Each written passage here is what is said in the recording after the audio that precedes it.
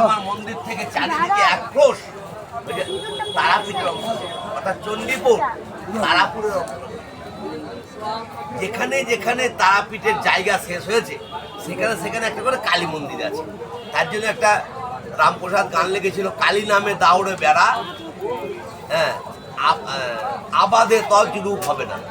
এই যে মুক্তকেশীর শক্ত বেড়া আবাদ করলে ফলবে সোনা, একটা রামপ্রসাদ গান করেছে।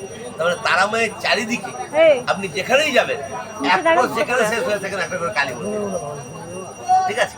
এবং তারা হচ্ছে আদ্যাশক্তি মহামায়ার বৃহস্পতির অধিষ্ঠাত্রী দেবী, বৃহস্পতি গ্রহের অধিষ্ঠাত্রী দেবী, উগ্র বিপদ তারণ হেতু উগ্রতা, ঠিক আছে।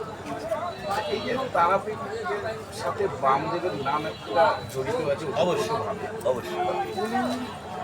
উনি তো সাধনা করতেন, উনি শুধু মাতৃ সাধক ছিলেন শুনেছি।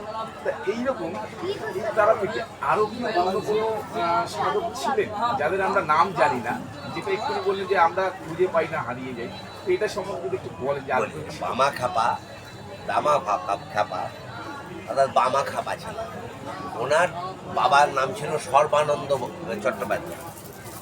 বামা খাপার যখন জন্ম হয় 1244 সালে জন্ম হয়েছিল, কিন্তু এই মন্দিরটা তৈরি হয়েছে 1225 সালে, ঠিক আছে। বামদেব যখন জন্ম হয় 1244 সালে, তারপর থেকে 1317 সালে উনি মারা গিয়েছেন।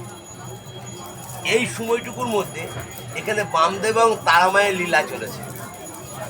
বামদেব কে ছিলেন তাও আমি জানি না, দেখিনি চোখে, হ্যাঁ। তারামা কে ছিলেন তাও জানি না, কিন্তু আমাদের যে পূর্বপুরুষ আছেন তাদের কাছে শোনা যায় যে বামা খাবার সঙ্গে তারামায়ের ডাইরেক্ট কথা হতো।